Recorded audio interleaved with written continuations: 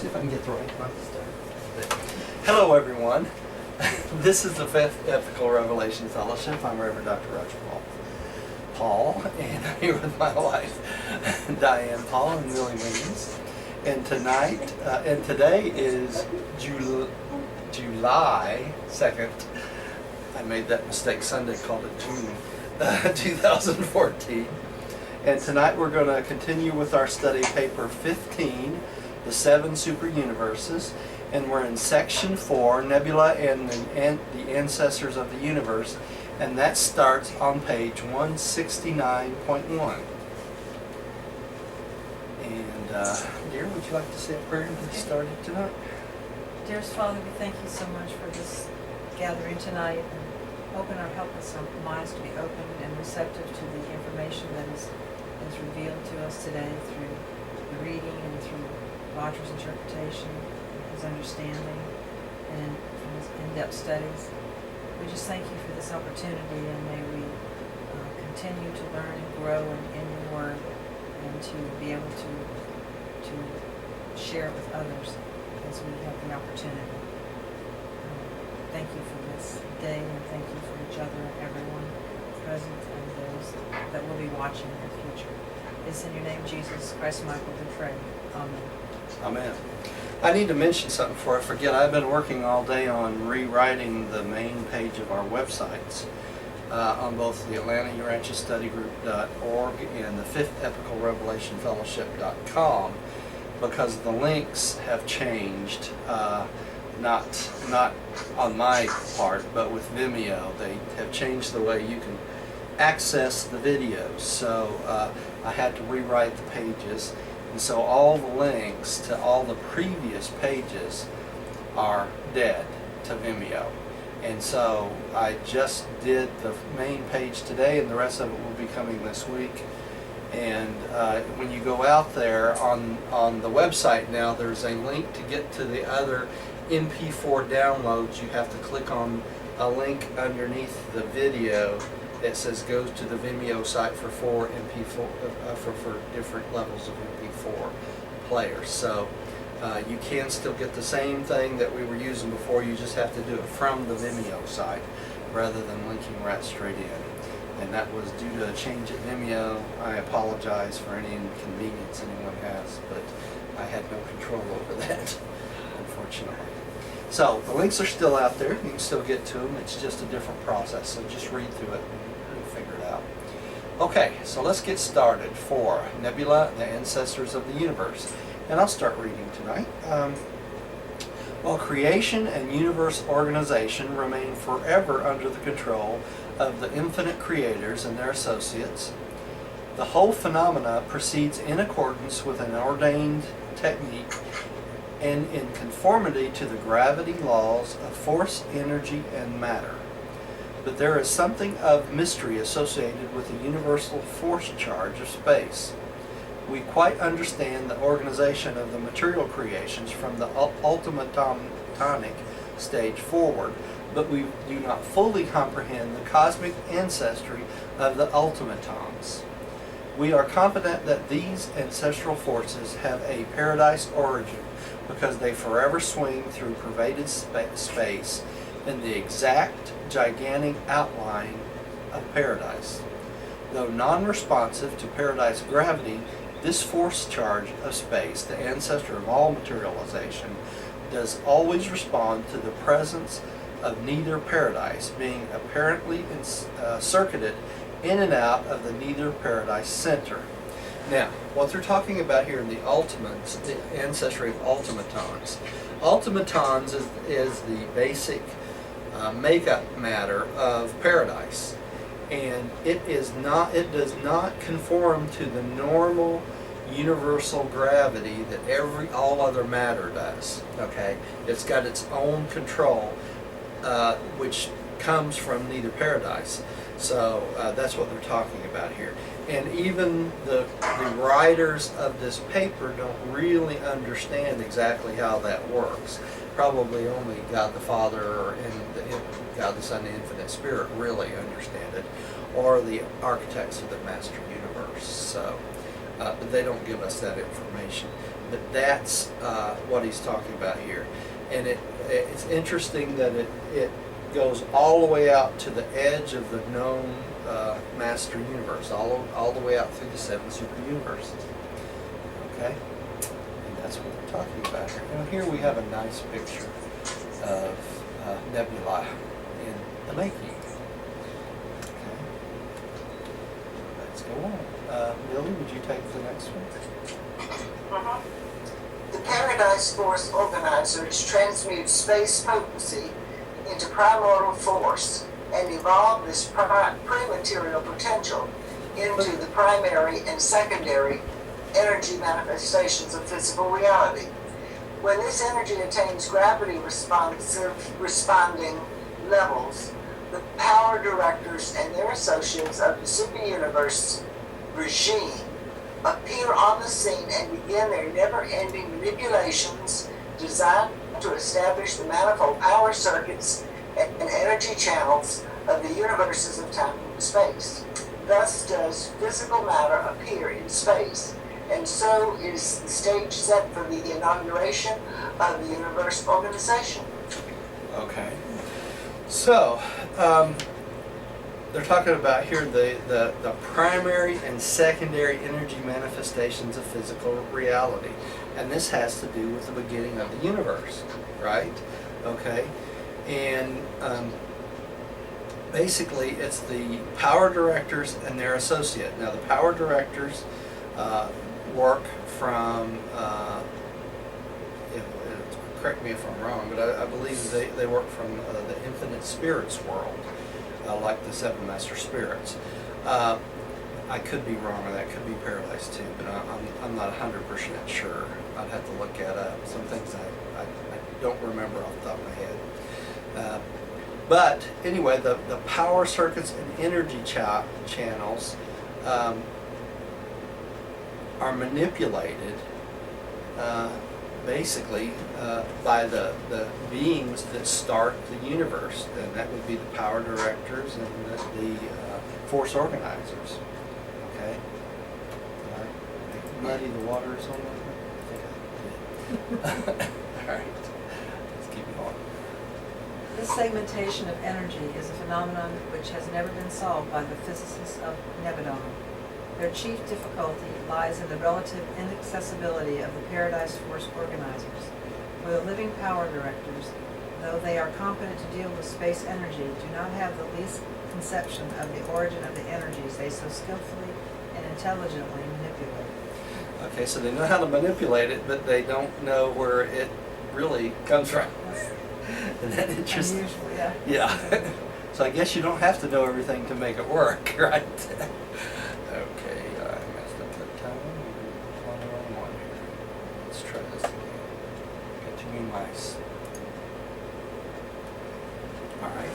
Paradise Force organizers are nebula originators. They are able to initiate about their space presence the tremendous cyclones of force, which when once started can never be stopped or limited until the all-pervading forces are mobilized for the eventual appearance of the ultimatonic units of universe matter. Thus are brought into being the spiral and other nebulae, the mother wheels of the direct origin suns and their varied systems.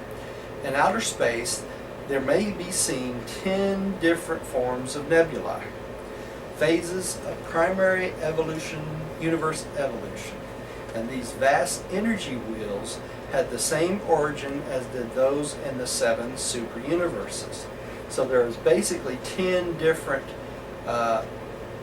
origins of nebulae, and there's thousands and thousands and thousands of variations of the universe. I mean, of the universes which they create, right?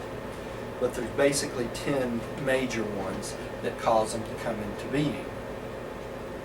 And let me show you these pictures in large form. It might help. This is the Dorian from the Hubble Space Telescope, and this is a nebula.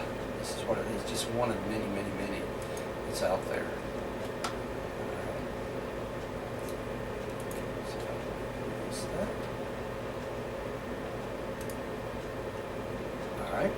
Millie, would you take the next one? Yes. Nebulae vary greatly in size and in the resulting number and aggregate mass of their stellar and planetary offspring. A sun-forming nebula just north of the borders of Orvonton, but within the superuniverse space level, has already given origin to approximately 40,000 suns, and the mother wheel is still throwing off suns, the majority of which are many times the size of yours. Some of the larger nebula of outer space are giving origin to as many as 100 million suns. Okay, so let's think about that just for a second. There's one that's not far from us that's throwing off 40,000 suns, but there's a larger nebula in outer space, the first outer space level, that's throwing off 100 million suns. So for each one of those suns, there may be multiple planets, right? And out of those suns, many of them will be inhabitable, right? In the future. And so the creator suns will come in and organize and manipulate those, right?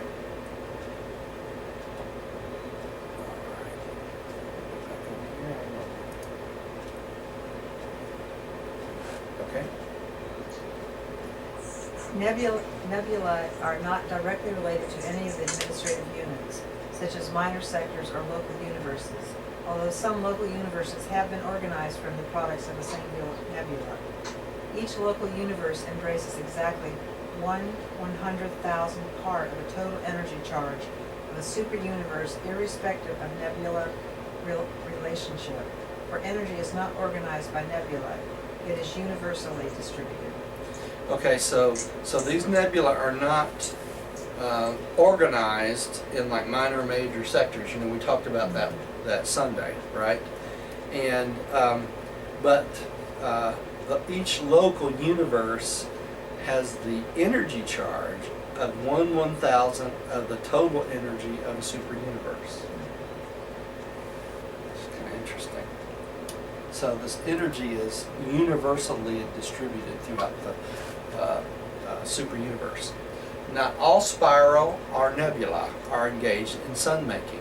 Some have retained control of many of their segregated stellar offspring, and their spiral appearance is occasioned by the fact that their suns pass out of the nebular arm in close formation, but return by diverse routes, thus making it easy to observe them at one point, but more difficult to see them when widely scattered on their different returning routes farther out, away from the arm of the nebula. There are not many sun-forming nebula active in an Orvonton at the present time, though Andromeda, which is outside the inhabited universe, is very active. Thus far, distant nebula is visible to the naked eye, and when you view it, pause to consider that the light you behold left those distant suns almost 1 million years ago. So, Orvonton, get this in your brain because we're going to look at something here in just a second. Let me move this and I'll give you a little bit idea what I'm talking about here. Orvonton is our super universe, right? Come on, Roger. Okay, let me bring this back up. Let's say this is not, but let's say this is Orvonton, this picture. So the Andromeda nebula is outside of Orvonton. Okay? So that means it is what? It's probably in the first outer space level, or it's at the edge of another superuniverse, one of the two. Okay, which that's probably the case, is it's on the edge of another superuniverse. It's another good picture of a nebula. I mean a superuniverse. Okay? So, remember that Andromeda is the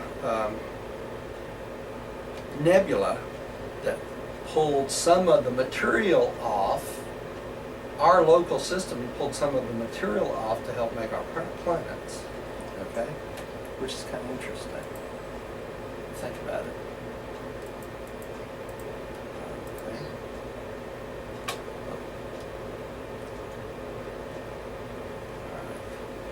Ready? Yeah, I'm ready. All right. The Milky Way galaxy is composed of vast numbers of former spiral and other nebulae, and many still retain their original configuration. But as the result of internal catastrophes and external attraction, many have suffered such distortion and rearrangement as to cause these enormous aggregations to appear as gigantic luminous masses of blazing suns, like the Magellanic Cloud. Magellanic Cloud? Magellanic Cloud, right. The globular type of star clusters predominates near the outer margins of Orvonton. Okay. Let me see if I can find a Milky Way picture for us, because this is not one. Oh, this is, let me show you this too. This is what they're talking about, a nearby neighboring star system. If this was the Milky Way galaxy and this is Andromeda, you can see how they can come in close proximity to pull stars off of one another. Same thing here. You see this? Their tails cross, and then they steal matter from each other. Oh, Roger, sorry. What I wanted to point out,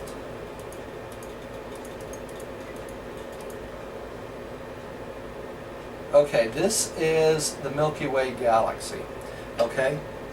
And as you can see, there are huge stars out there in our Milky Way galaxy, right? And they're talking about the eternal attraction here, which causes distortion and rearrangements to cause aggravations to appear as gigantic, luminous, blazing suns. Maybe what they're talking about here and here. You see this? These huge, huge suns, or these aggregations of huge suns. That's what I wanted to point out there. Let's go back to where we were.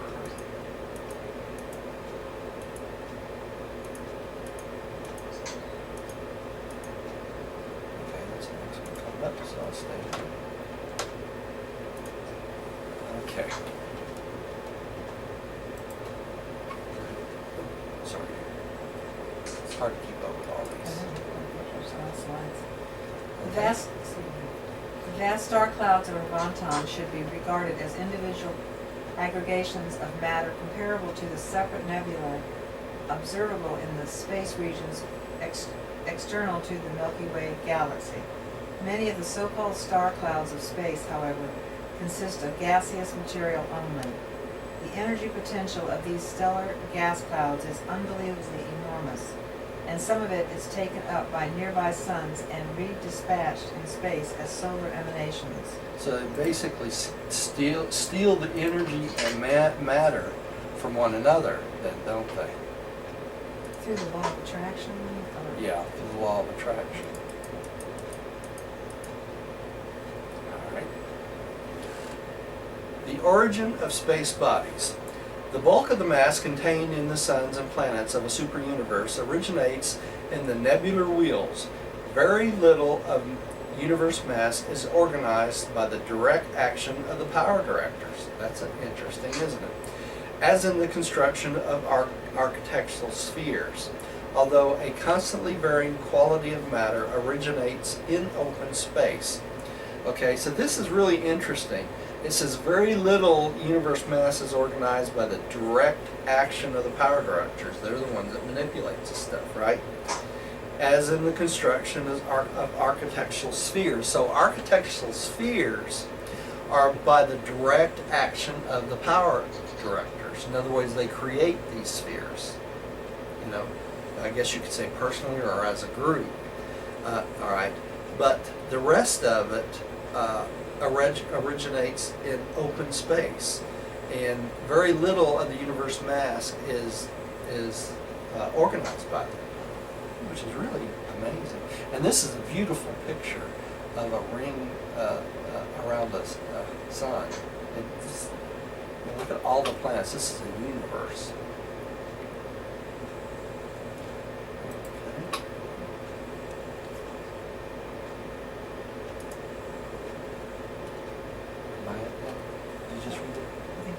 Oh, okay.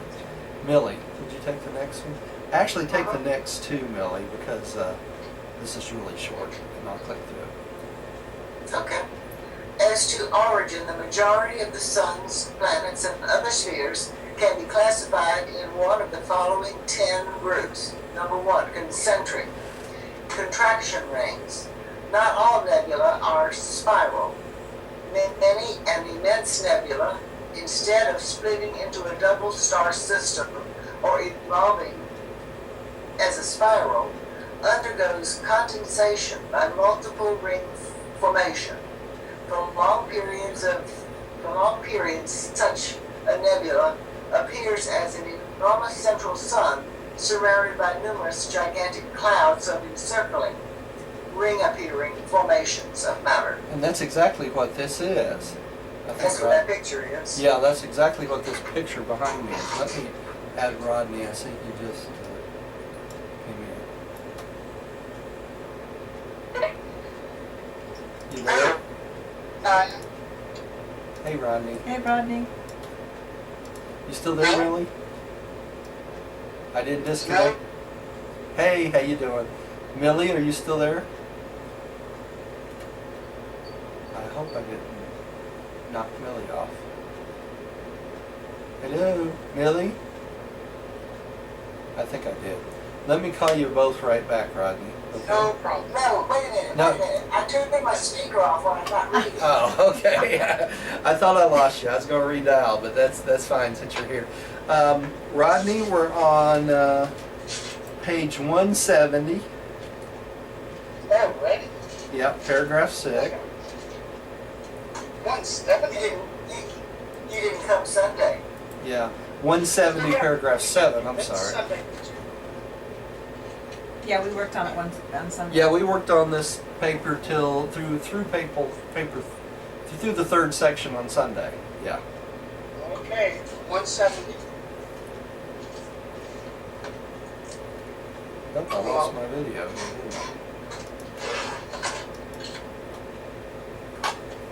All right. Yeah, you missed a great meeting. We had a good time. Oh, I'm sure, because this stuff is exciting. It is exciting. I know I'm going to have to reread it after the meeting. I could have learned something. Darn it. Okay, 170, Yep. Paragraph 7. paragraph 7. Yep. And Gotcha, got it. did you take that one here? The world stars embrace those suns which are thrown off the great mother wheels of highly heated gases. They are not thrown off as rings, but in right and left-handed processions.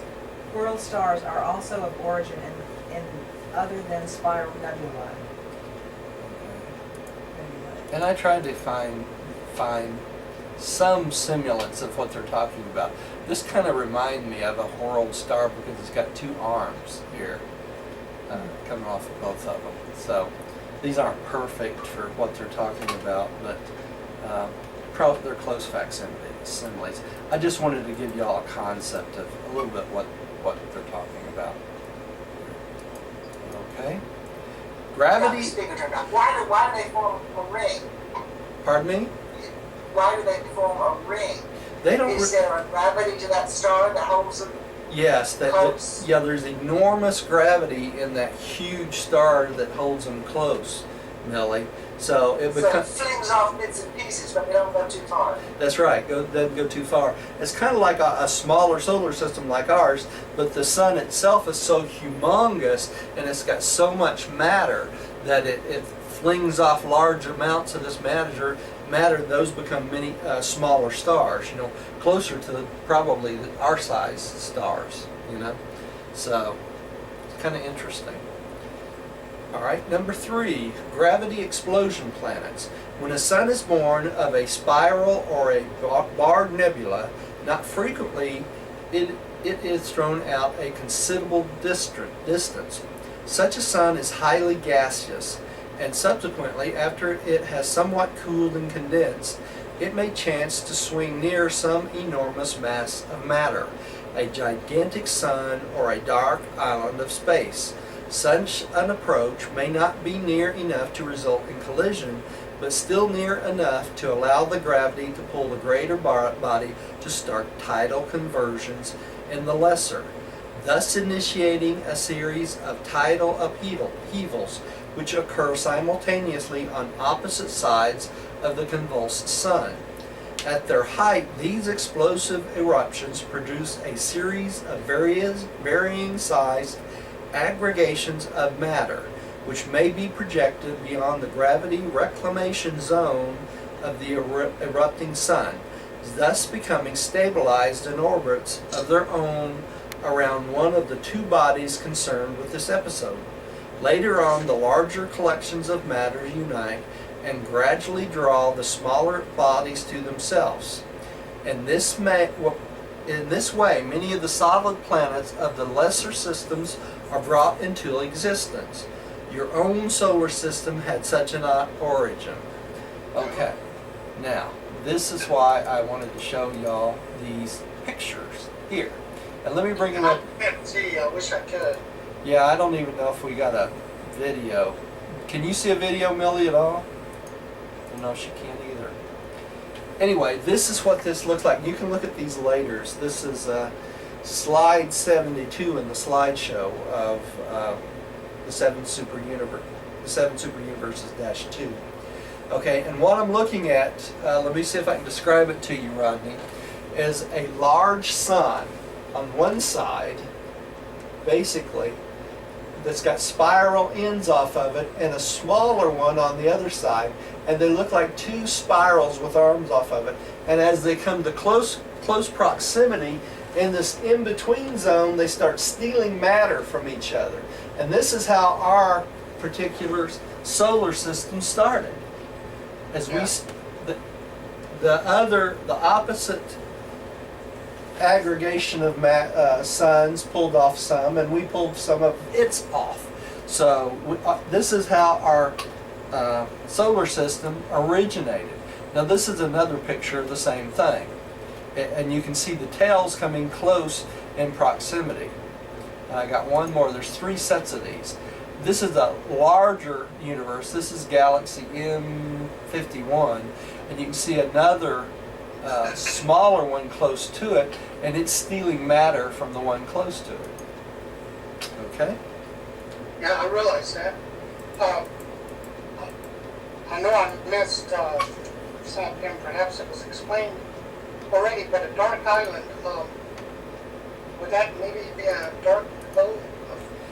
That's only one of the many ways this can happen, Rodney. The dark islands can cause this, and another system can cause this, both. So the dark island, can, because it draws mass to it, can do the same exactly. thing. Yeah, Intense gravity pull, and that's it right. sounds like that's a black hole. Yeah. So there's several ways that this can happen, really. They didn't know the terminology black hole back then. No, they didn't. And really, there are two. If you think of a dark island, there are several explanations in the book about some of the things they see. One of them is the dark gravity belts. The 2 dark gravity belts. Now the differences with that, the dark gravity belts don't absorb or reflect light, either one. Okay, but the dark islands, I believe, do absorb light. They don't reflect it. Okay, that's the difference. The dark islands are a little bit different than the dark belts that's around Paradise. Okay, and the dark islands are all over the grand universe, and they help to maintain the gravity control over the universe.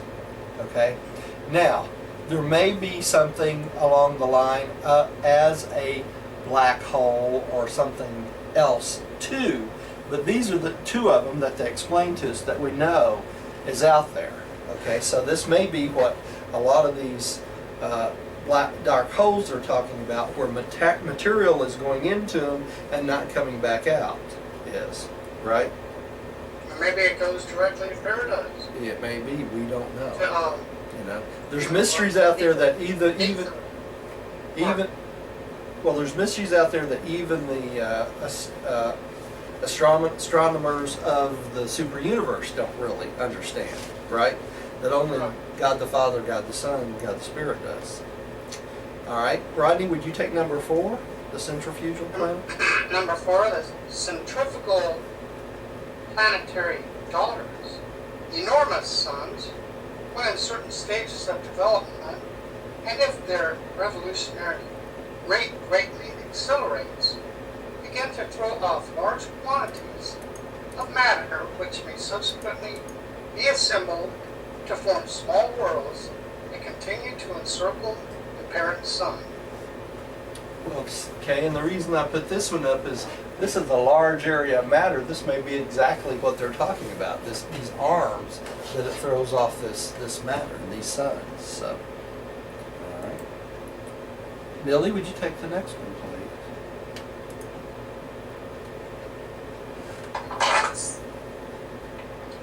Gravity deficiency spheres. There is a critical limit to the size of individual stars. When a sun reaches this limit, unless it slows down in revolutionary rate, it is doomed to split. Sun fusion occurs, and a new double star of this variety is born. Numerous small planets may be subsequently formed as a byproduct of this gigantic disruption. I can see that. Yeah, this is kind of interesting. I found a picture in this set of pictures I thought might demonstrate this pretty well. And that's the very center one. You can see 2 planets out here that look like a double star. You see that? That's the only one I could find like that easily.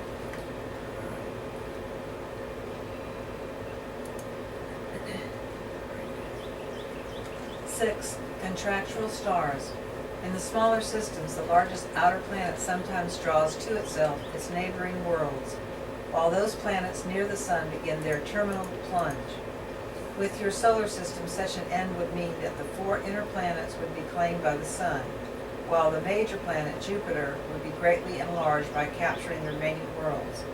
Such an end of a solar system would result in the production of 2 adjacent but unequal suns, one type of double star formation. Such catastrophes are infrequent except out on the fringe of the superuniverse starry aggregations, which we are. That's where we are. Yeah, that's right. Yeah, that's where we are, isn't it? Yep, that is where we are.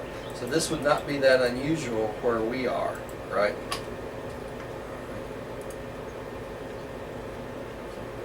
I love these pictures. All right. Cumulative spheres. From the vast quantity of matter circulating in space, small planets may slowly accumulate. They grow by meteoric accretion. Meteoric accretion. And by minor collisions, such certain sectors of space, conditions favor such forms of planetary birth. Many an inhabited world had such an origin. Now you see what they're talking about here? It's from meteoric bombardment of a body, and it just starts collecting matter all over that millions and millions and millions of years. And I thought this was an interesting picture here. And didn't that happen with the Earth? Yeah, we claimed lots of meteors and stuff over time. And if you look at the moon, you can see how that could happen, because our moon is just, got millions of meteors from things that's run into it, right? Rodney, would you take the next one, please?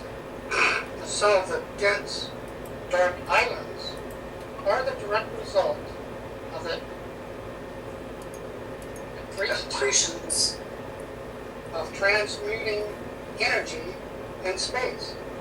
Another group of these dark islands have come into being by the accumulation of enormous quantities of cold matter, mere fragments, and meteors circulating through space. Such aggregations of matter have never been hot and, except for density, are in composition very similar to Urantia. And this is an artist's rendition of what they call a black hole, but really a dark island would look along the same line, I thought. So that's why I stuck this picture in here.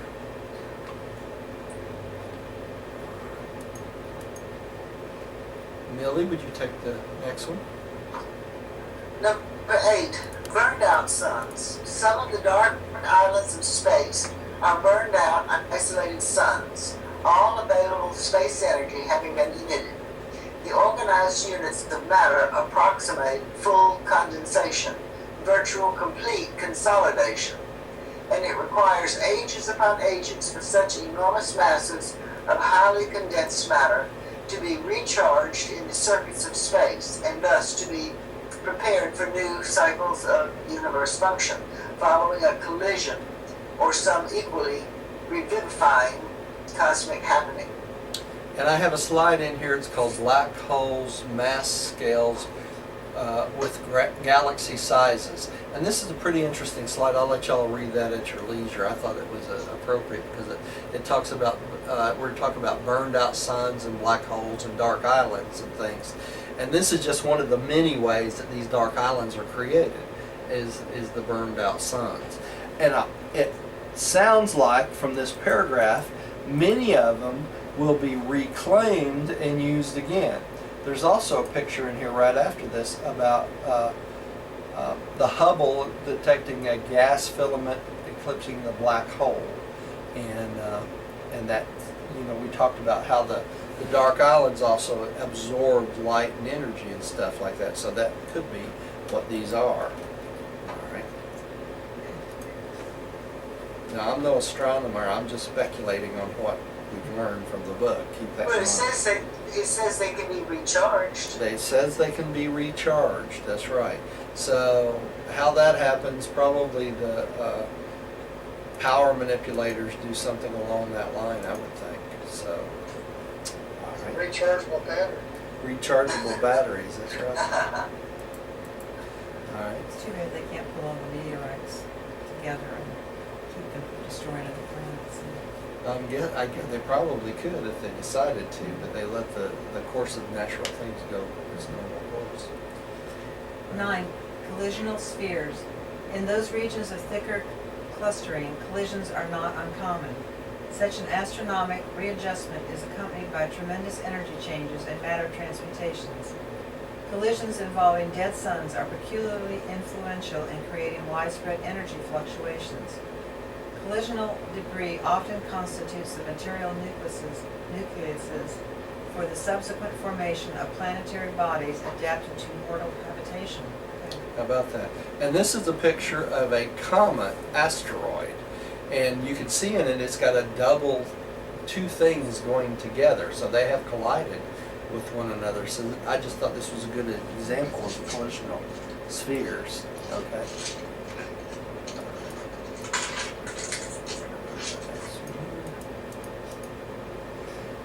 Architectural worlds. These are the worlds which are built according to plans and specifications for some special purpose, such as Salvington, the headquarters of your local universe, and Uversa, the seat of the government of the superuniverses. And if y'all remember from last Sunday, there's, what, 500 billion architecture spheres in the Seven Superuniverses? So it's a lot of architectural spheres. 500 billion? And those are all 500 billion. Oh, really? Yeah, and That information. yeah, they're all for administrative purposes, mostly for the celestial beings' headquarters, right? How did you get that number? It's in the paper. As a matter of fact, if you download the slides from this week, Rodney, it's in one of the slides, and it gives a reference to it. One of these papers that preceded this? Well, it's inside this paper, paper 15. Okay, no problem. 500 billion. 500 billion, and it's in one of the slides also on, you know, the Fifth Epical Revelation Fellowship.org or .com under this week's video. It's one of the slides. So.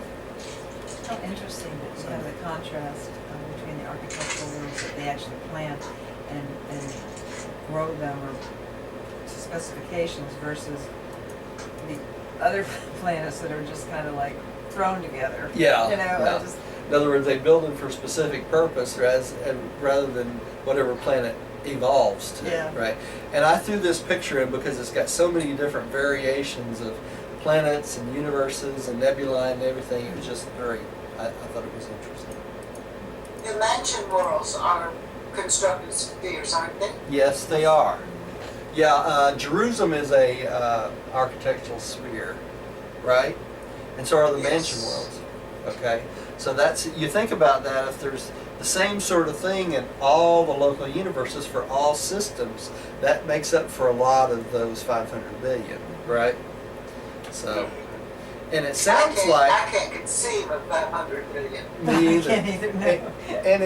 And remember, the other evolutionary planets are probably reserved for beings that are evolving, right? So that may be why they use the architectural spheres for everything else, and then let the evolved beings have the natural progressing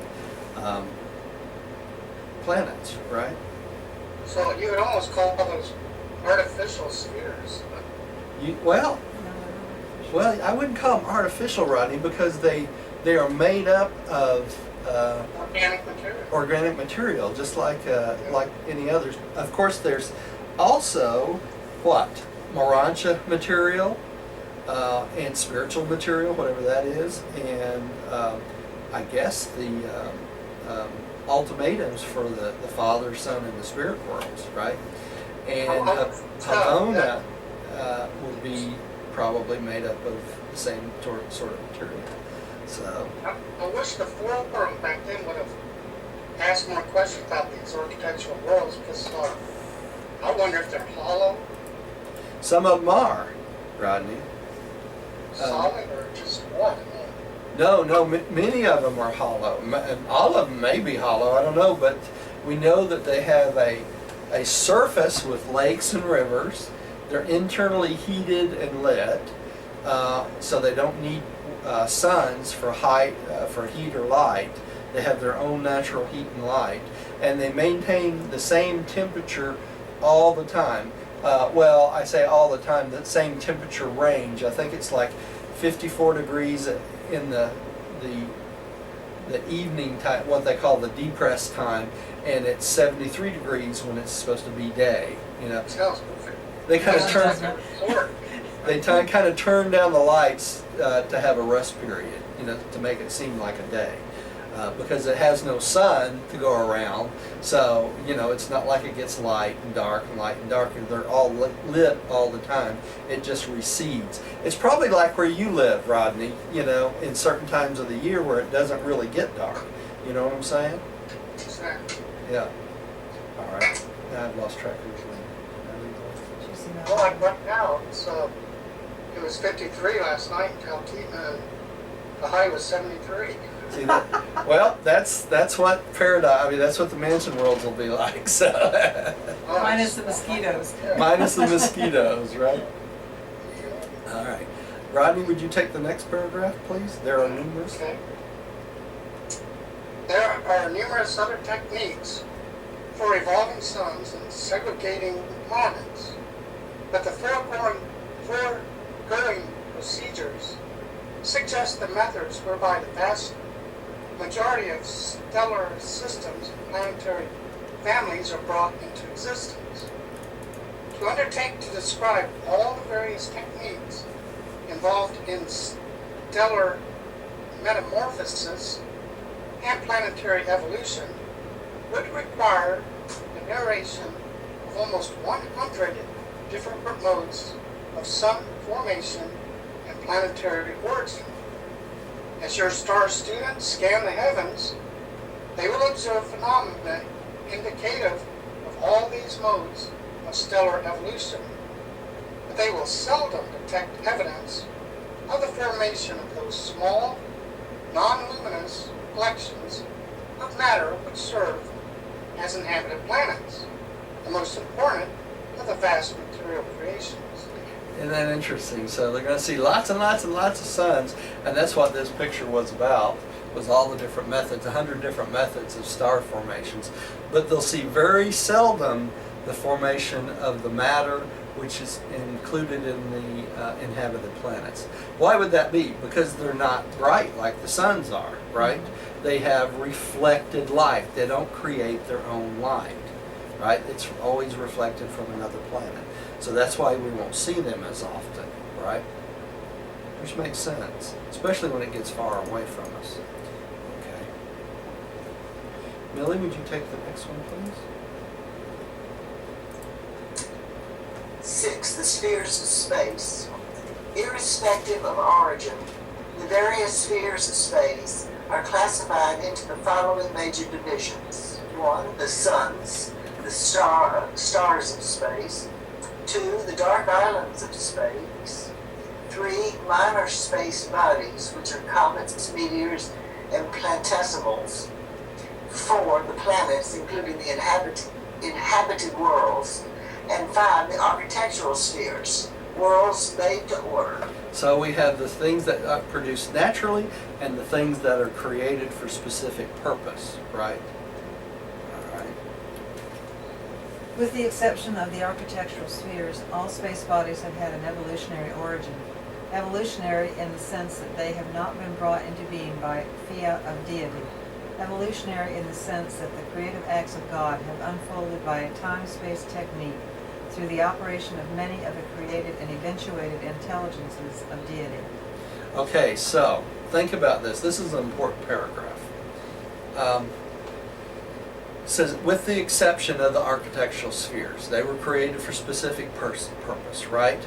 It says all space bodies have had an evolutionary origin.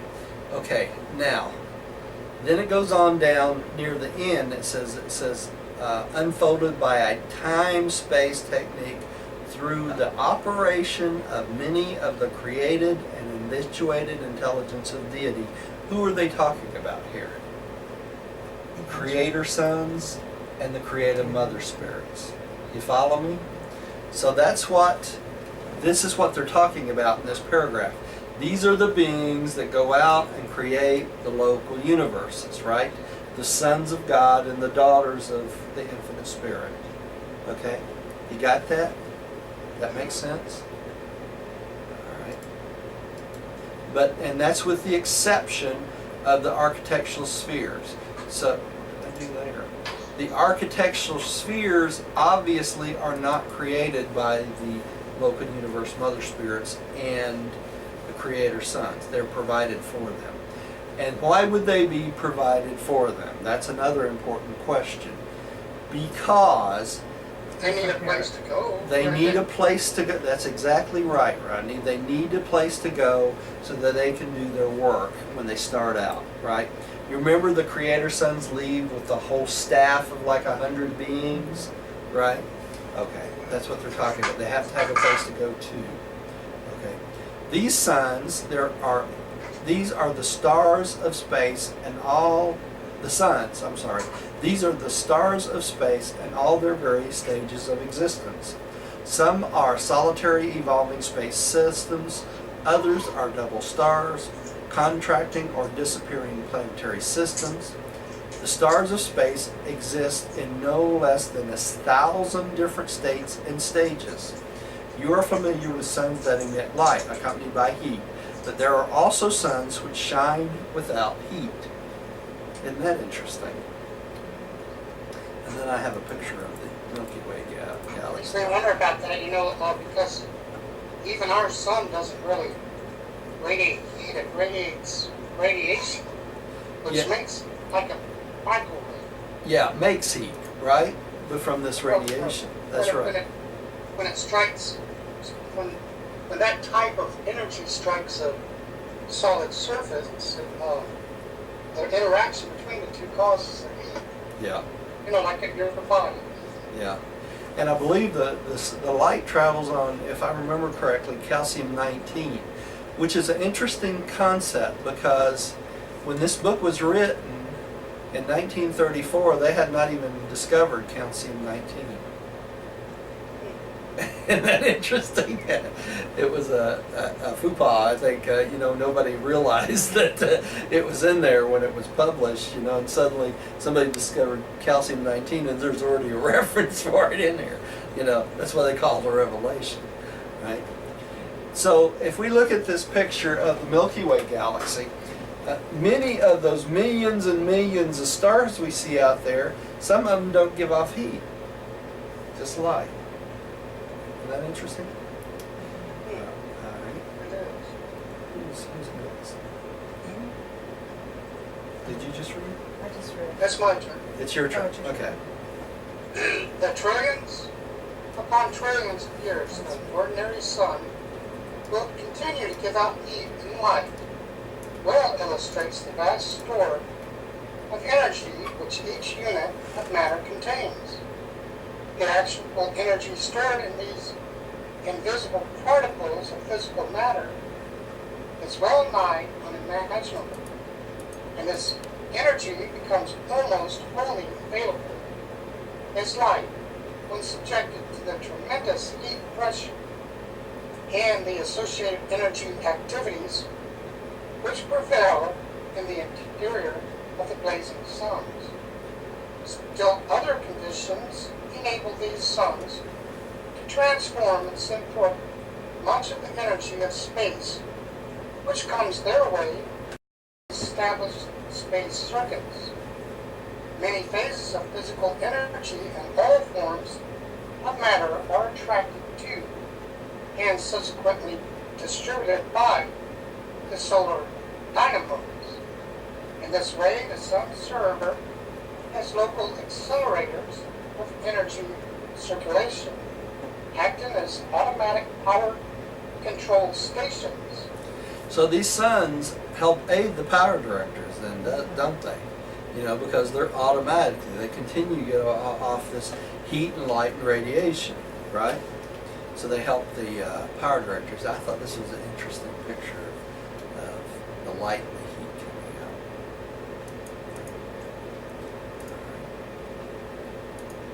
out. Millie, would you take the next one? Yes. The superuniverse of Levantin is illuminated and warmed by more than 10 trillion blazing suns. Ooh. These suns are the stars of your observable astronomic system. More than 2 trillion are too distant and too small ever to be seen from Urantia. But in the master universe, there are as many suns as there are glasses of water in the ocean of your world. That's a lot of suns. I think that's a great picture, a galaxy super universe picture. Demonstrate that. In the master universe, it's all everything. The seven super universes. Yeah, and the 7 super universes and a bone of it, not paradox. That's right. That's right.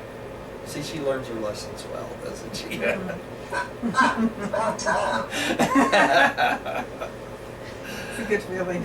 All right. Of the dark islands of space. These are the dead suns and other large aggregations of matter devoid of light and heat. The dark islands are sometimes enormous in mass and exert a powerful influence in universe equilibrium and energy manipulation. The density of some of these large masses is well nigh unbelievable, and this great concentration of mass enables these dark islands to function as powerful balance wheels, holding large neighboring systems in effective leash. They hold the gravity balance of power in many constellations. Many physical systems which would otherwise speedily dive to destruction in nearby suns are held securely in the gravity grasp of these guardian dark islands. It is because of this function that we can locate them accurately. We have measured the gravity pull of the luminous bodies, and we can therefore calculate the exact size and location of the dark islands of space, which so effectively function to hold a given system steady in its course. All right, this is a great picture of just that. Okay, there's what they call a black hole. This could be a dark island, and then there's a galaxy center around that. So this is what they're talking about here in this book, about this balancing act of this dark island or dark body in space. And they call it a black hole because that's all they know about. You know, they haven't figured, they've just discovered some of these dark islands. So this could be a dark island. You see what I'm saying? All right. It's interesting how science is not Well, quite. who is it, or what is it that's in charge of gravity? The gravity managers? The gravity? Gravity circuits? No, Grav- the power, universe power controllers, okay? Along with, gravity is actually the domain of the infinite spirit and her underlings, okay? And part of that is the matter circuit. You remember when we talked about the 4 circuits? One of those circuits is the gravity circuit, right? The matter circuit, all right? And that is under the infinite spirit, and that comes with the universe power directors, right? And they dole out anti-gravity, which helps balance out gravity, okay? But it's only the infinite spirit that can do that, all right? No other part of deity deals with gravity, only the infinite spirit. That's why we had those 4 circuits, remember? We have the circuit of the infinite spirit, then we have the circuit of paradise, right? And that's the material circuit, which is part of gravity. But who controls that circuit? The infinite spirit, right?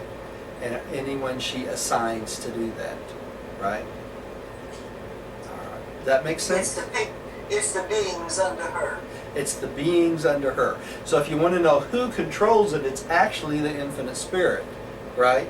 And anyone she assigns to do that. But the specific people would be what? The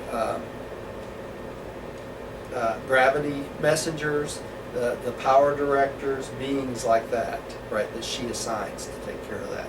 Because they manipulate what? Matter, right? Okay. And we're going to talk about some more of these beings a little bit later too. Not tonight, but another time. Okay. All right. Next here, I think. Oh, minor space bodies. I just read Doug Collins. Oh, did you? Oh, okay. Well, I'm not then. Minor space bodies. The meteors and other small particles of matter circulating and evolving in space constitute an enormous aggregate of energy and material substance. And I thought this was just a beautiful picture, so I stuck it in here. That's the author's privilege, right? He does have privileges. That's right. Okay. And Rodney, would you take the next one? Many comets are unestablished wild offspring of the solar mother wheels, which are being gradually brought under control of the central governing sun. Comets also have numerous other origins. A comet's tail points away from the attracting body, or sun, because of the electrical reaction of its highly expanded gases, and because of the actual pressure of light and other energies emanating from the sun. This phenomenon constitutes one of the positive proofs of the reality of light and its associated energies. It demonstrates that light has weight. Light is a real substance, not simply waves of hypothetical ether.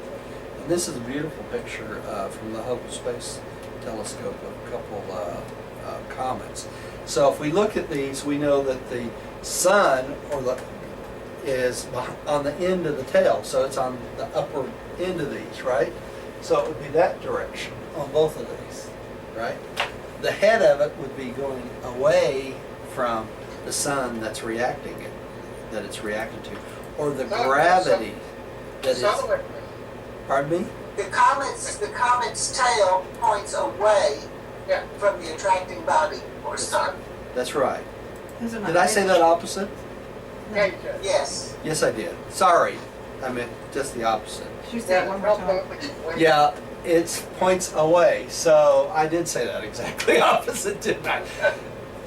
If Because the comet is going to that's an right. attracting body or Yeah, sun, so if- the tail is behind it. That's right. That's right. If you look at this picture, this way would be the sun. And I told y'all just the opposite. I'm glad somebody caught me on that. These two, this way would be the sun, not the opposite direction. Because they didn't come from the sun. They That's didn't what I was come gonna say, from are the those sun. solar Right. flares or something that. Right. Because it's the attraction that moves the comet, right? That makes sense? Well, where did the comet come from then if the sun is attracting the comet? Do you think the comet is just space junk? Stuff that's been thrown off somewhere and been wandering around? Yeah, it can be. It can be just an asteroid or a meteor or any of those type things, and it gets caught up in the gravity circuit of the sun, and that's what moves it, Okay. right? Just like a planet. The difference is that it's got tons and tons of junk going in behind it, right? Other meteors and things like that going along with it. So if you think about it, I am backwards tonight. If you think about it, the only way that this could look is it being attracted to the sun, right? So it'd be pointing towards the sun or in the circuit of the sun. And if you think about it, a universe, you know how it's got wheels? It works the same way.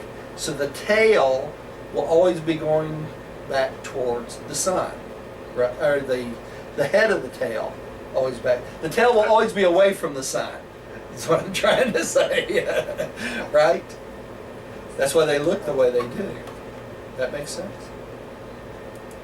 Yeah, they possibly could be just a big, a lot of matter that was thrown from another nearby system.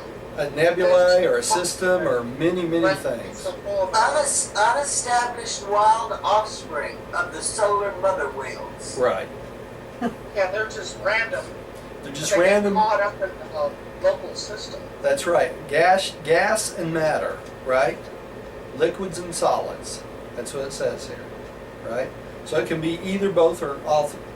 Any configuration of those, right? And they can what? They can eventually accumulate enough matter to become what? Planetoids, right? That's what it says. Yeah. Okay, let's keep going. Who's next? Who just read? I think it's Diane. Right. Well, I just read. Okay. Millie, it's your turn. Okay. The planets. These are the larger aggregations of matter which follow an orbit around a sun or some other space body. They range in size from planetesimal to enormous gaseous liquid or solid spheres.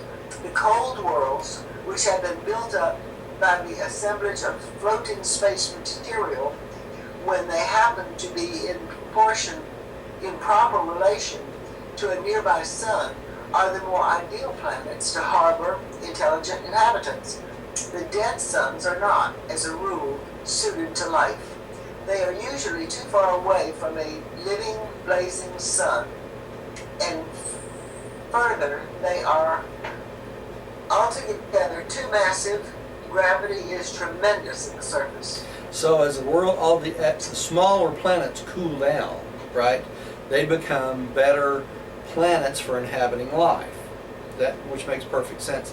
And yet the larger, huge planets are not good for inhabiting life because why?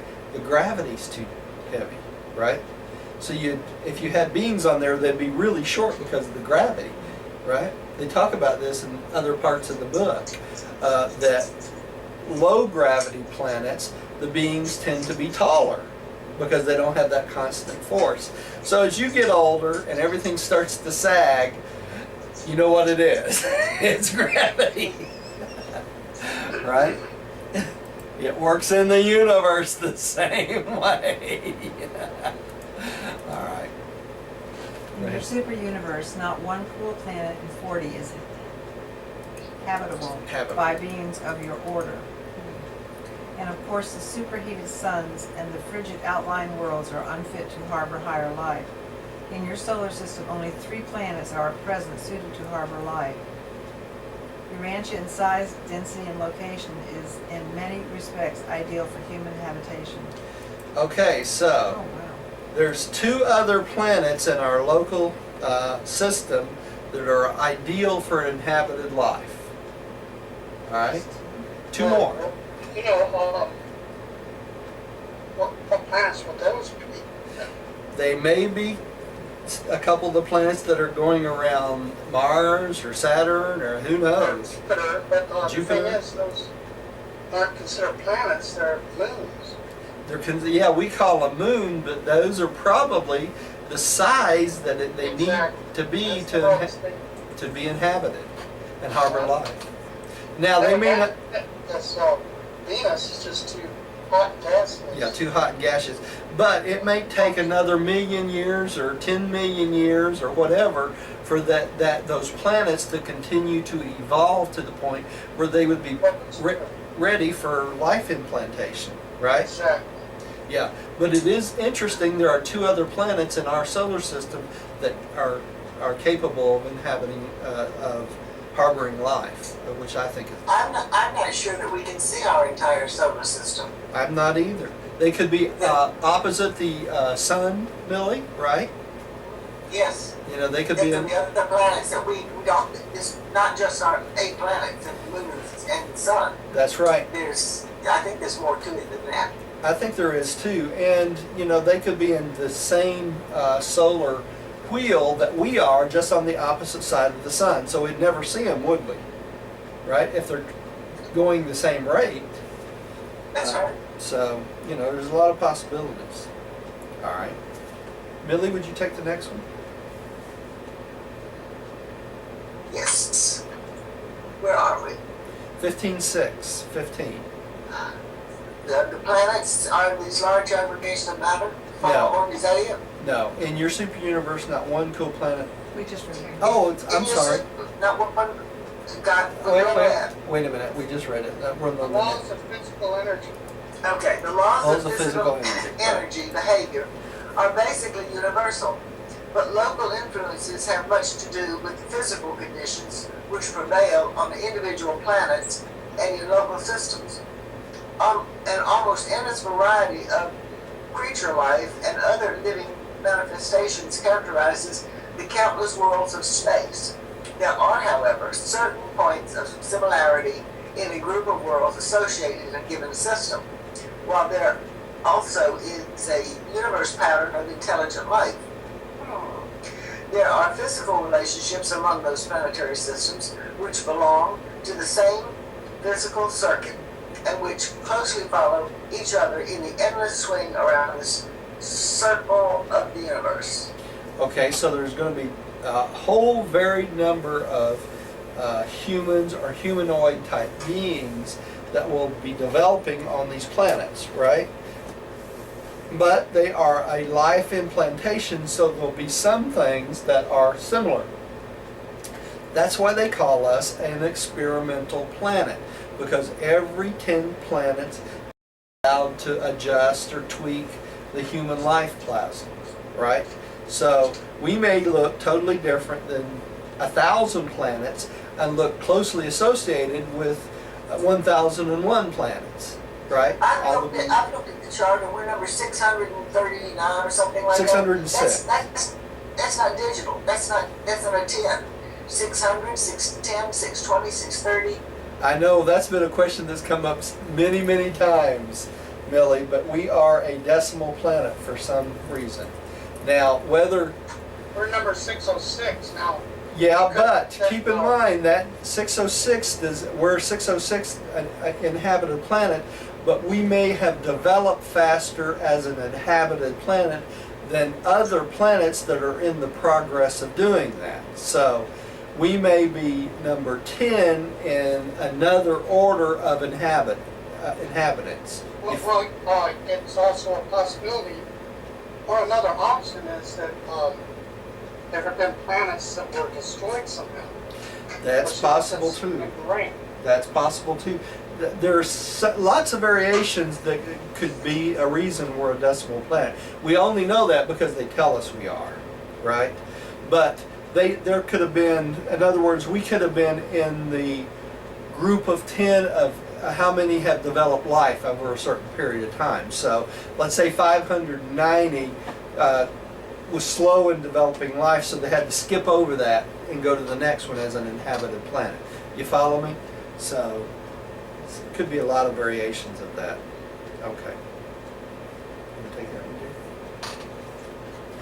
The laws of physical energy behavior are basically universal, but local influences have much to do with the physical conditions which prevail on individual planets and in local systems. Millie just read that. She did? Well, I guess I wasn't listening. Yes. I'm sorry. Thank you, Rodney. That's my fault. Um, I forgot to advance the slide. I I was sitting here conscious- thinking about all the I possibilities. meet you. I'm really Yeah. thinking of something else when I was reading that. Sorry, y'all. Oh dear. 7, the architectural spheres.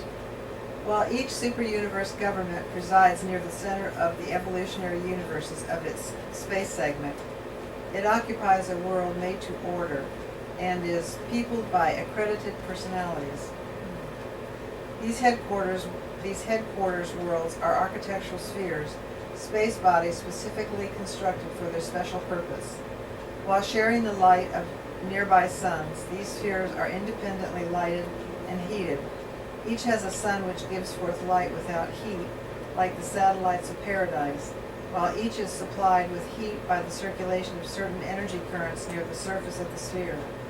These headquarters worlds belong to one of the greater systems situated near the astronomical center of their respective superuniverses. So what it's saying here is they're put in a specific place for their function, and they're occupied and they're given personalities, accredited personalities. In other words, the people that populate these planets are supposed to be there for the function they're there for, right? And we come in as ascenders through these planets as visitors, don't we? We become citizens of some of them, but it's temporary citizenship because we're what? We're on our way on the ascension plan, right? But these spheres have permanent personnel there also. Okay? So they've been built and occupied by certain beings. Okay? I think I read somewhere that these beings also have chance to progress. They do. They work a certain amount of time, and then they are qualified to move on to another level, Millie. But they're considered part of the group of the permanent citizens of that planet or that sphere. Okay? But they have the opportunity to go on. Just like the sun-fused mortals do, you know. The sun-fused mortals, many of them never leave the local universe, but there's the opportunity for them to do that if they prove themselves, right? Okay. I'm up. Time is standardized on the headquarters of the superuniverses. The standard day of the superuniverse of Avanton is equal to almost 30 days of Urantia time. The Avanton year equals 100 standard days. So it's not 365 days, it's 100, right? The Uversa years is standard in the seventh superuniverse, and it is 22 minutes short of 3,000 days of Urantia time, about 8 1/5 of your years. So about 8 years and then 1/5 is the standard of the seventh superuniverses, right? And this picture is very interesting at having to do with time. And we're going to talk about this a little bit more here in a minute, but I wanted to point this out because this picture shows us, let me bring it up in a large format here if I can get to it.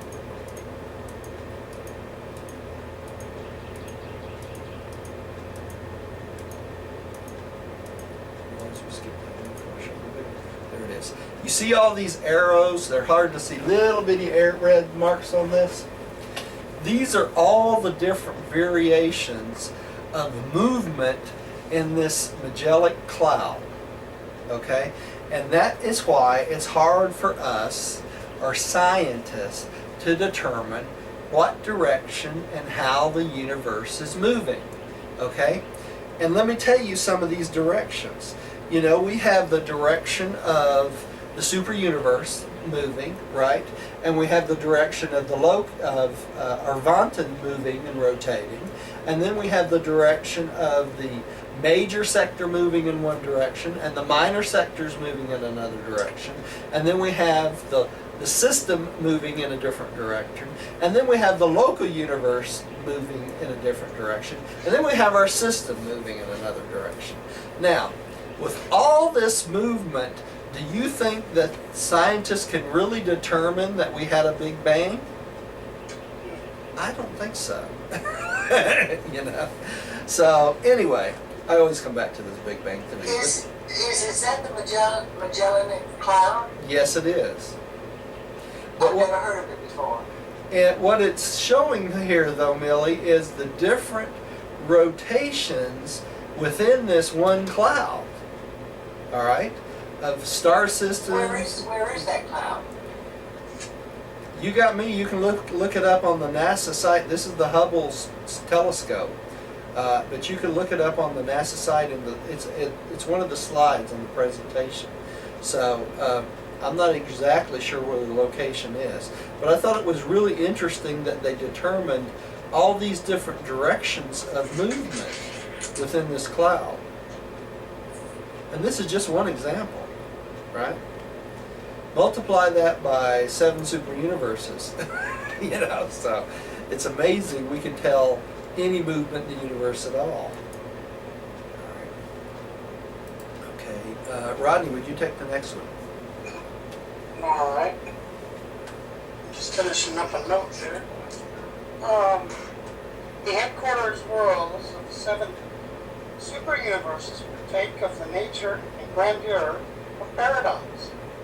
Their central pattern of perfection. In reality, all headquarters worlds are paradisical.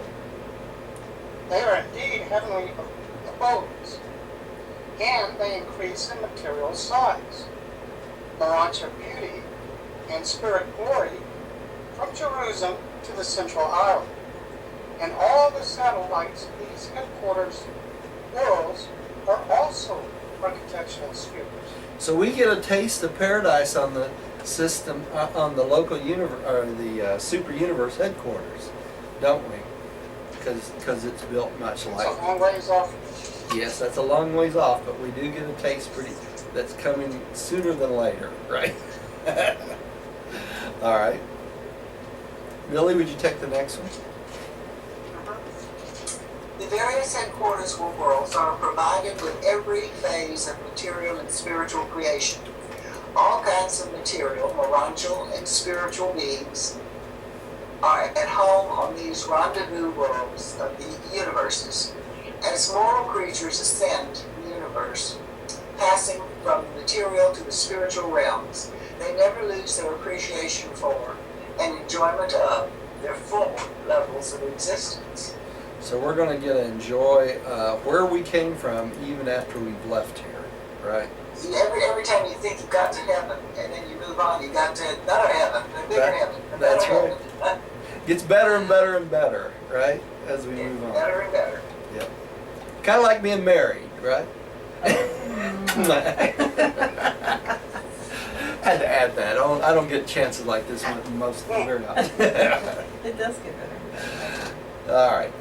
Jerusalem, the headquarters of your local system of Satania, has its 7 worlds of transition culture, each of which is encircled by 7 satellites, among which are the 7 mansion worlds of Marancha detention, man's first post-mortal residence. As the term heaven has been used on Urantia, it has sometimes meant these 7 mansion worlds, the first mansion world being denominated the first heaven, and so on to the 7th. All right, and I want to show this picture a little bit here. And this is a picture of Jerusalem, an architectural world, right? And the 7 satellites that surround it, right? And you remember that the mansion worlds are the 7 satellites around the satellite number 1, right? And these are what we consider the 7 levels of heaven. And we start out on this very first world. When we die, this is the first world we go to, right here. Okay? And as we get rights there, we also get transit to what? The very first satellite, too. The first world. And guess what world that is? That's the world of the finaliters. Okay? Now, they are so high above us, even as Marancha beings, they have to be visualized to us for us to be able to see them, right? Or they has to communicate through one of the angels, right, to us. All right? So we don't, if without that help, it would just look like an empty world to us, right? So that's our first stop when we leave. Okay. All right. Am I up again? Yes. Okay. Edentia, the headquarters of your constellation of Norlashadek. It has its 70 satellites of socializing culture and training, on which ascenders sojourn upon the completion of the Jerusalem regime of personality, mobilization, unification, and realization. So, from Jerusalem, when we graduate from Jerusalem as a Jerusalem citizen and we move on to Edentia, we go to these 70 worlds of socializing culture. Okay? So we never stop learning. We keep going. It's like a friend of mine. I gave him my presentation on dying, the extended one, and he read through the whole thing on slides. And he came back to McDonald's a few days later and said, "We never stop going to school, do we?" And I said, "No, I'm afraid we don't. Not for millions of years." All right. Rodney, would you take the next one? And Edentia is a very beautiful garden. That's right. Remember that the Garden of Eden is fashioned after Edentia, right? Because of its beauty. And that's where the shrub was brought from. That's right. That's where the shrub, the tree of life, right? That's where it came from. All right. So it must have greenery, or how else would they bring the shrub, right? Exactly. Yeah. All right. The next It's a one. long way to haul a shrub. It's a tree of life shrub, though. Savington, the capital of Nebadon, your local universe is surrounded by 10 university clusters of 49 spheres each. Hereon is man spiritualized following this constellation socialization. Okay, and this is a picture of Salvington and its spheres, and these little clusters look like this. Little clusters that surround Salvington. Now, what happens on Salvington, y'all? Y'all should know this. We get to stand before Jesus, right? Or Michael. And we hope he's going to tell us, "Well done, my good and faithful servant," right? And when we leave there, we become what? First stage spirits, right? All right. Let's keep going. Millie, would you take the next one? Turn your mic back on, Millie. I'm just reading away. Umana the Third, the headquarters of Umana sector in Ensa, is surrounded by the 7 spheres of the higher physical studies of the ascendant life. And this is a picture of Ensa, Umina the Third.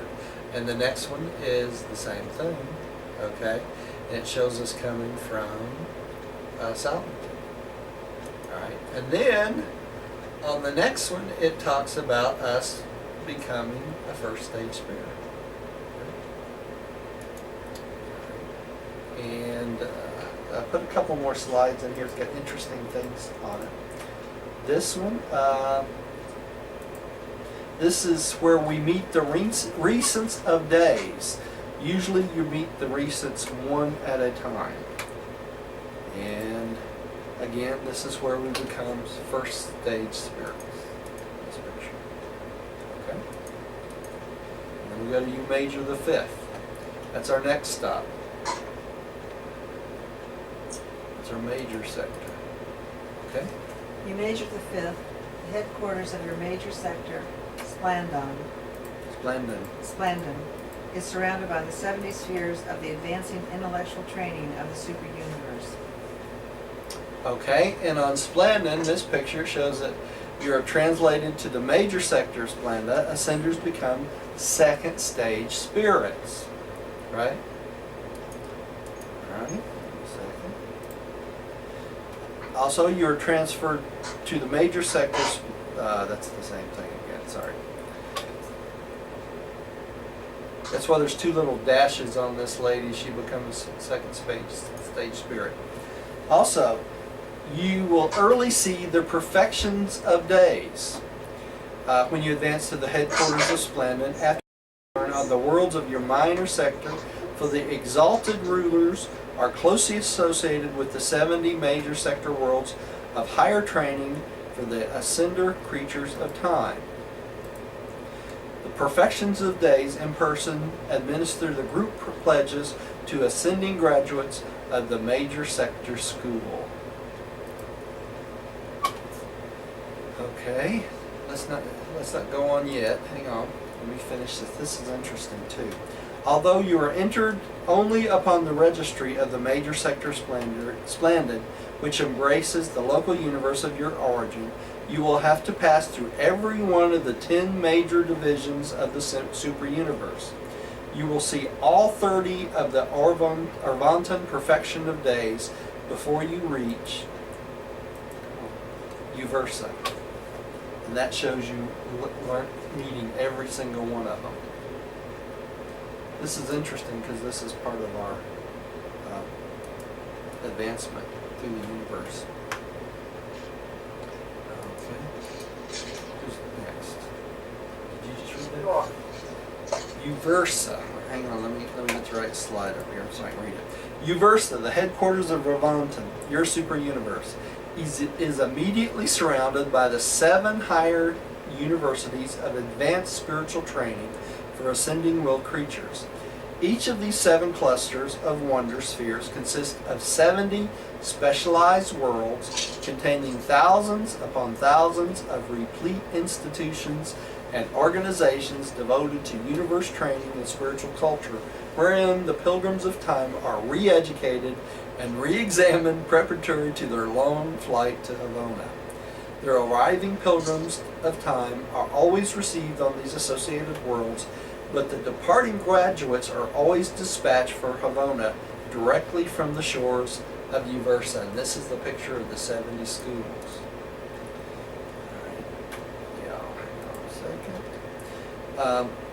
And this is an alternative arrangement of the 70 university worlds of each cluster that surround Uversa. And we get to go through every single one of them. Alright. And this is the first cluster, the 7 satellites. And this is Uversa and its 70 clusters of 490 satellites. We got lots of time to do this, right? We're going to be world hopping. These are all architectural spheres. These are all architectural spheres, every one of them. Okay? And it says here in this slide that an ascender arrives at one of the 70 specialized worlds of the 7th cluster of Uversa as a 3rd stage spirit. So we make it. We've made it there, right? 3rd stage spirit. Okay, and finally, the primary Sakanafin prepares an ascender to depart from the shores of Uversa for Havona. Alright. This is where we leave our local universe of Irvanta. Okay. Rodney, would you take the next one here? Yes, Uversa is the spiritual and administrative headquarters for approximately 1 trillion inhabited or inhabitable worlds. The glory, grandeur, and imperfection of Orvanton, capital of the Orvanton capital, surpass any of the wonders of the time-space creations. Okay, so remember this super universe is the headquarters for 1 trillion inhabited worlds. And there's 7 of these headquarters, right? So that means there's 7 trillion inhabited worlds, right? Plus the billion worlds of Pomona adds to that, plus the 500 billion architectural spheres, right? That's a lot of inhabited space, any way you look at it, right? Okay. And then I have a couple slides on the distance from Uversa. We went over this last time, so I'm not going to do it again. And then there's also a slide on the distance across the super universe. And a couple of, it's interesting about this. It says the super universal universe is a trifle less than 250,000. That's wrong. 250 million light years, I believe. This could be wrong, the text in this. Anyway, it's about 20 million light years across. All right? It's 9 million light years to the third super universe headquarters, and it's 7 million light years from the first, and from the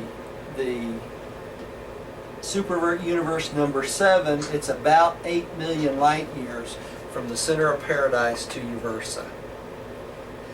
So that's a long way, any way you look at it, right? And also there's a slide in here that's also included about Uversa. And I won't labor that because we've talked about this before. So let's keep going.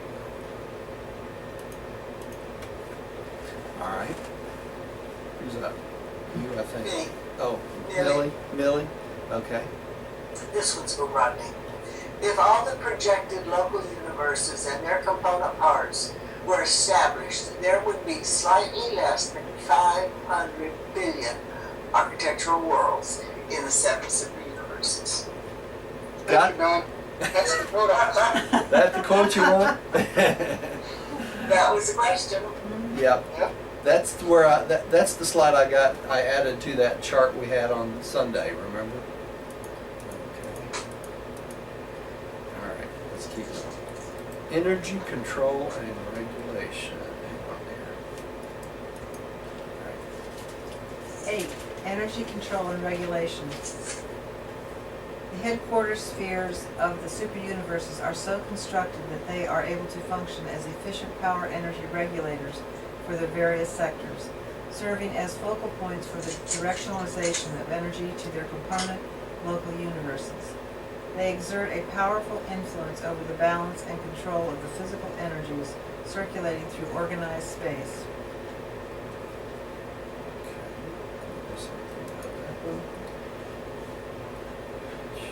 Further regulatively functions are performed by the super universe power centers and physical controllers. Living and semi-living intelligent entities constitute for this express purpose. And these are the beings that help control gravity too, Millie, we talked about earlier. These power centers and controllers are difficult of understanding. The lower orders are not volitional. They do not possess will. They do not choose. Their function is very intelligent, but apparently automatic and inherent in their highly specialized organization. The power centers and physical controllers of the superuniverse assume direction and partial control of the 30 energy systems which comprise of Gravata domain. The physical energy circuits administered by the power centers of Uversa require a little over 968 million years to complete the encirclement of the superuniverse. So the circuit itself takes that long to go all the way through. And I brought this this picture of the energy systems and the makeup of everything, so we could go back over this one more time. And basically, what we see here is we have monada, triada, and gravada. Okay, monada is the energy of paradise, and the physical matter of paradise is called absolutum. Triada is the Havona energy system, and Havona has 1,000 Havona atoms. Okay, and the seven superuniverses is called Gravada, and we have a dual system which equals 100 atoms compared to 1,000 atoms in Havona. Also, Havona has a three method of matter, like an A, B, and C, and like you can think of the Father, the Son, and the Spirit, right? But the super universes have a dual system, electrons, protons and electrons, just like we have a creator Son and a creative Mother Spirit. It's a dual influence, okay? I want to bring that up, and that's what they were talking about in this slide here about when they were talking about Gravada, okay? That's the energy system for the seven superuniverses, okay? And it's controlled by the universe power centers and master physical controllers. You remember when Jesus turned the water into wine? It mentions the master physical controllers. It took the master physical controllers to manipulate what? The matter and the energy. Okay? I wish I had one of them as a friend. Really? You would seem like you were doing miracles then, wouldn't you? See, everything has an explanation. Okay. I don't remember who's reading. My turn. Your turn. Okay. Evolving energy as substance. It has weight, although weight is always relative, depending on revolutionary velocity, mass, and anti-gravity. Mass in matter tends to retard velocity and energy, and the anywhere present velocity of energy represents the initial endowment of velocity minus retardation by mass encountered in transit, plus the regulatory function of the living energy controllers of the superuniverse and the physical influence of nearby highly heated or heavily charged bodies. So Okay. that's a formula there. That's a formula. You have the velocity of something, the mass of something, and anti-gravity of something, right? Which also it's also affected by the velocity minus the amount of mass in transit, how long it takes it to move, that sort of thing, or the amount of mass that retards the movement, plus the regulatory systems of the energy living controllers itself. So what influences it, like what? The gravity of other bodies around it and the magnetic gravity of things like that.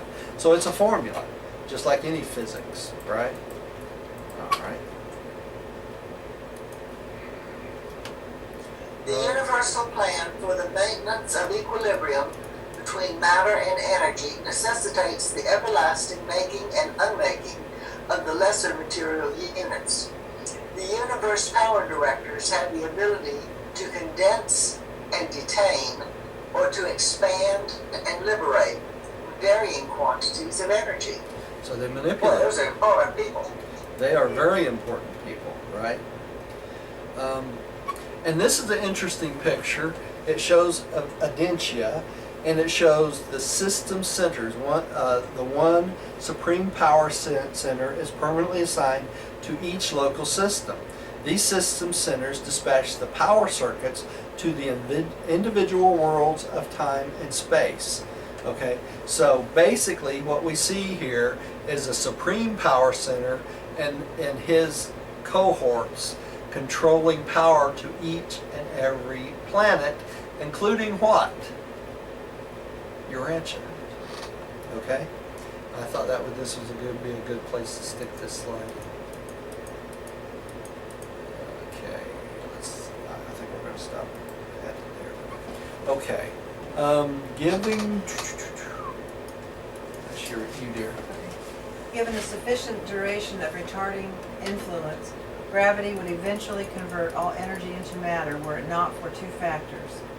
First, because of the anti-gravity influences of the energy controllers, and second, because organized matter tends to disintegrate under certain conditions found in very hot stars and under certain peculiar conditions in space near highly energized cold bodies of condensed matter.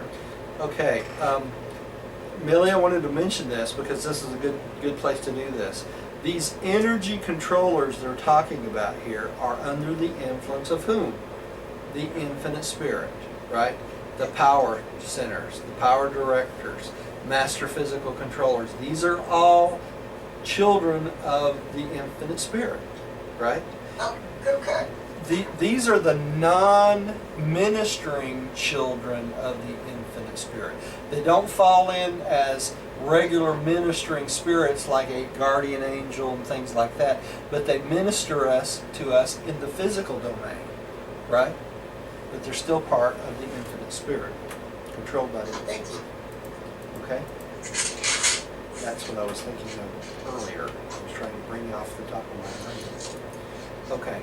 When mass becomes over-aggregated and threatens to unbalance energy to deplete the physical power circuits, the physical controllers intervene unless gravity's own further tendency to over-materialize energy is defeated by the occurrence of a collision among the dead giants of space, thus in an instant completely dissipating the cumulative collections of gravity.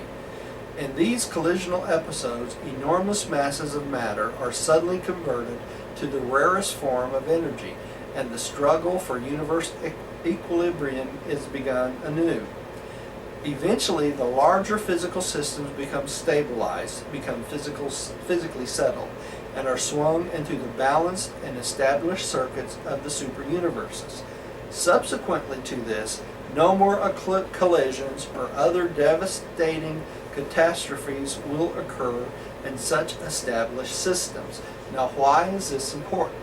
This is important because to become settled in light and life, one of the requirements is that the physical makeup of the system or the universe must be completely settled.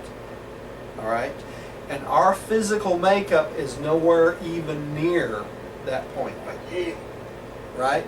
And that's part of a requirement to enter into the joining the cosmos as settled in light and life. Okay? It's not only the spiritual, but it has also the physical.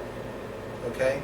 That's why this is important. We're going to find this out again later on, probably next week in this paper. So, okay. Rodney. During the times of plus energy, there are power disturbances and heat fluctuations accompanied by electrical manifestations. During times of minus energy, there are increased tendencies for matter to aggregate, condense, and to get out of control in the more delicately balanced circuits, with resultant tidal or collisional adjustments, which quickly restore the balance between circulating energy and more literally stabilized matter. To forecast and otherwise to understand such likely behavior of the blazing suns and the dark islands of space is one of the tasks of the celestial star observers. Okay, so these things are fluctuating constantly, aren't they? Right? We're not even close to getting there. All right. Millie, would you take the next one? Yes. we are able to recognize most of the laws governing the universe equilibrium and to predict much pertaining to universe stability. Practically, our forecasts are reliable, but we are always confronted by certain forces which are not wholly amenable to the laws of energy control and matter behavior known to us. The predictability of all physical phenomena becomes increasingly difficult as we proceed outward in the universes from paradise. As we pass beyond the borders of the personal administration of the paradise rulers, we are confronted with increasing inability to reckon in accordance with the standards established and the experience acquired in connection with the observations having exclusively to do with the physical phenomena of the nearby astronomical systems. Even in the realms of the seven superuniverses, we are living in the midst of force actions and energy reactions which pervade all our domains and extend in unified equilibrium on through all regions of outer space. So it sounds like to me that they are baffled just as much as we are about some things, right? They have an idea of how it's supposed to work, but when it gets to us, That's right. it's a whole new ballgame. Whole new ball game. That's right. All right. You know, I've said it before, this book has a way, and I don't know how they get by, but to make the longest sentence there is. I know. I mean, and it's good though. It's perfect English too. Right. That's what's so crazy. What we would consider run-on sentences, right? Yeah. Holy cow. Yeah. I'd comment to Yeah. The farther out we go, the more certainly we encounter those variational and unpredictable phenomena which are so unerringly characteristic of the unfathomable presence performances of the absolutes and experiential deities. And these phenomena must be indicative of some universal over-control of all things. So we have the performance of the absolutes, the seven absolutes, right? Plus the experiential deities, the creator sons and creative mother spirits, okay? And the two of them together creates a universal over-control of the universe, right? All right. I have some markers on this next paragraph. I don't know what they're about, but let's read it. Okay. The super universe of Arvantan is apparently now running down.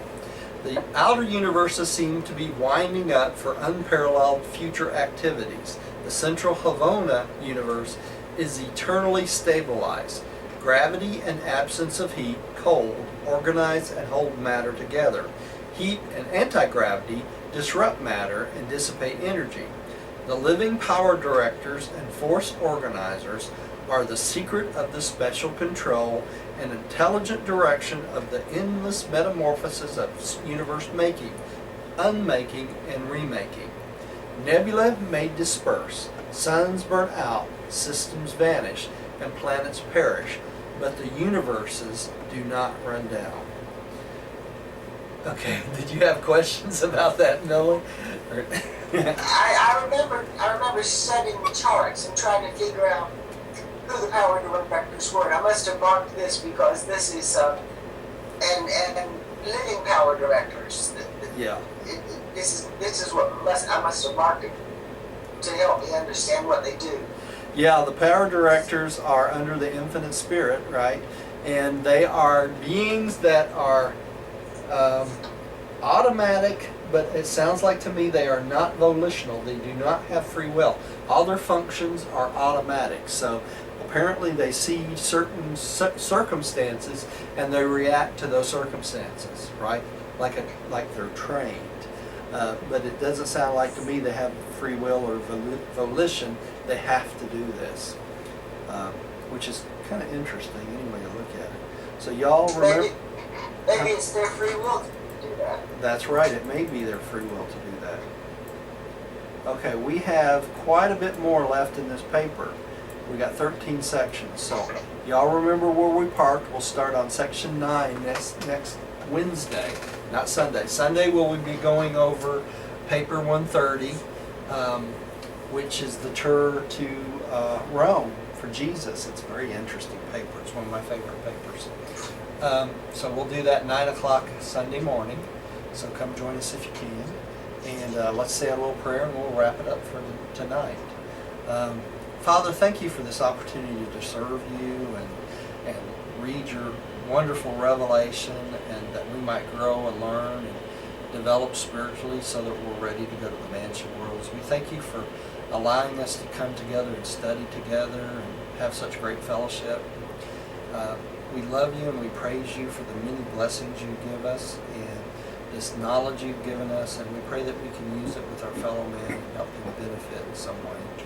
We thank you and we give you the praise in your Son's, Michael's name, Jesus of Nazareth. Amen. Thank you for joining us at home. Please come see us again. Let me see if I can figure out how to stop this.